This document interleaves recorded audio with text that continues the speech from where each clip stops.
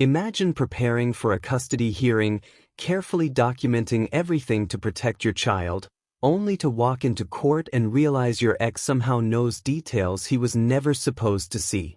Private notes, counselor comments, your personal parenting journal. And then you discover the person who gave it to him was your own mother. I'm a 34-year-old mom with a 9-year-old daughter. 3 years ago, I divorced my ex-husband, and since then we've had a custody arrangement that wasn't exactly friendly, but at least it worked. After the divorce, my ex and I kept things strictly business when it came to our daughter. We didn't chat. We didn't hang out.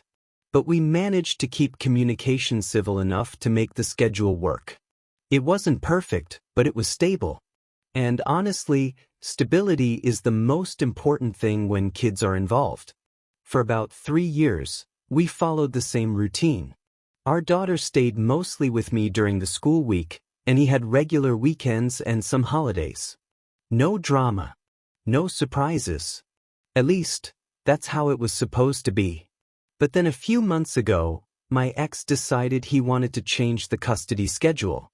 He filed paperwork asking for more overnight visits during the school week. And that's when things started getting stressful. Custody modifications aren't simple. Every small detail suddenly becomes evidence. My lawyer told me something that stuck with me.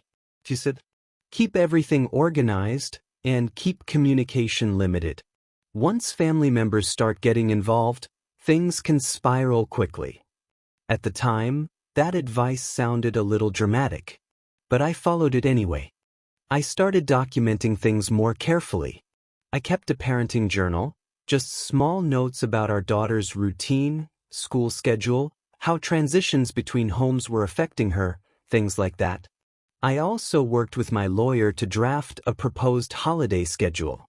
And our daughter had been seeing a counselor who had written a brief note about how switching houses during the week sometimes made her anxious. None of this was meant to attack my ex. It was simply documentation. Information for the court to help decide what was best for our daughter. But this is where things started to get worse. Because even though I tried to keep things private, I did tell one person about the situation. My mom. She occasionally watches my daughter after school when I'm working late. So I figured she should at least know that there was some court stuff happening. I didn't give her documents. I didn't explain the details. I just told her that my ex was trying to adjust the schedule and that we had a hearing coming up. She acted supportive. She told me everything would be fine. And I believed her. At the time, I had absolutely no reason not to. But that's when the situation completely changed. Last week we had a court hearing about the custody request. I walked in feeling nervous but prepared. My lawyer had organized everything carefully.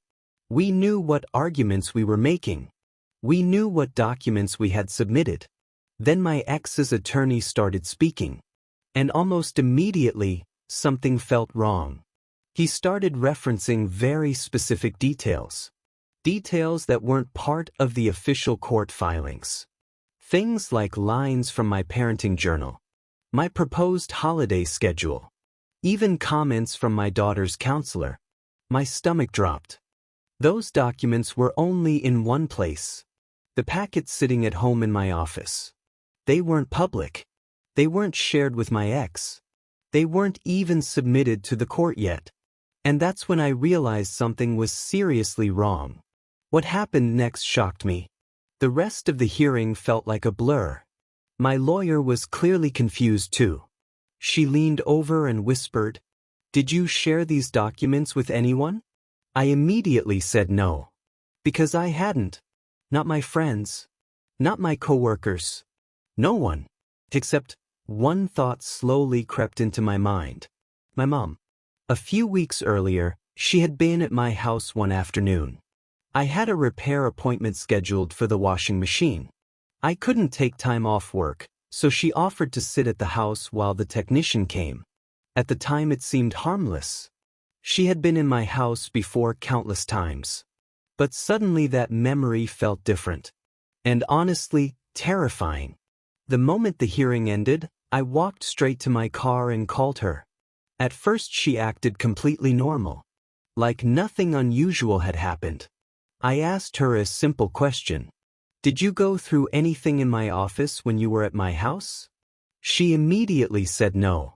Her voice was calm, almost too calm. But something didn't sit right with me. So I kept pushing. I told her exactly what had happened in court. I explained that my ex's attorney had information he shouldn't have.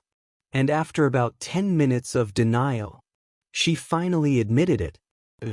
She had looked through the documents. But that wasn't the worst part. She said she had copied a few pages. And then she casually added something that made my jaw drop. She had given them to my ex. And that's when everything exploded. I remember sitting in my car just staring at the dashboard, trying to process what she had just said. Asked her why. Why would she possibly think that was okay? Her answer made it even worse. She said my ex had stopped by her house one day. They had started talking about the custody case.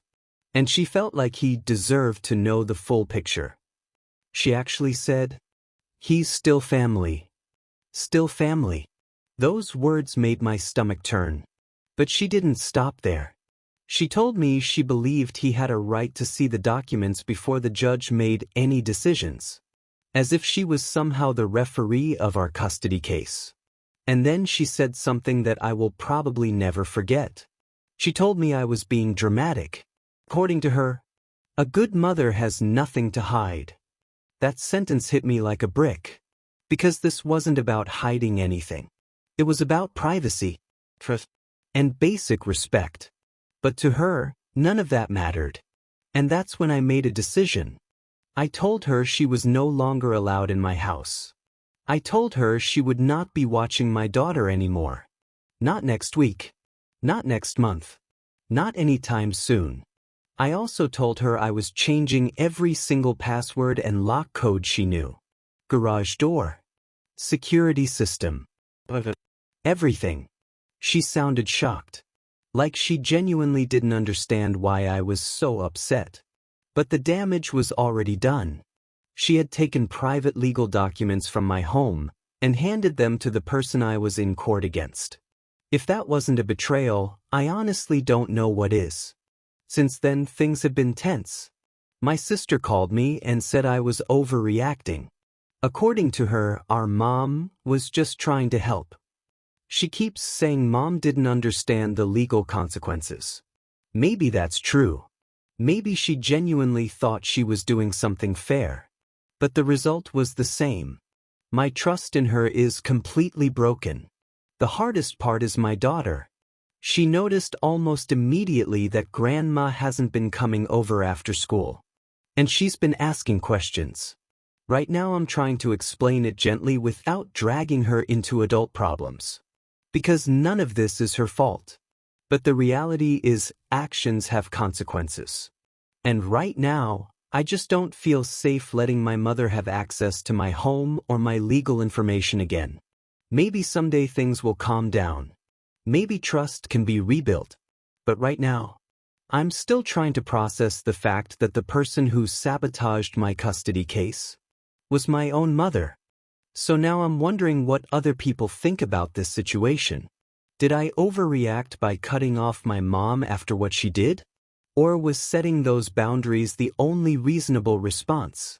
Let me know what you would do in the comments.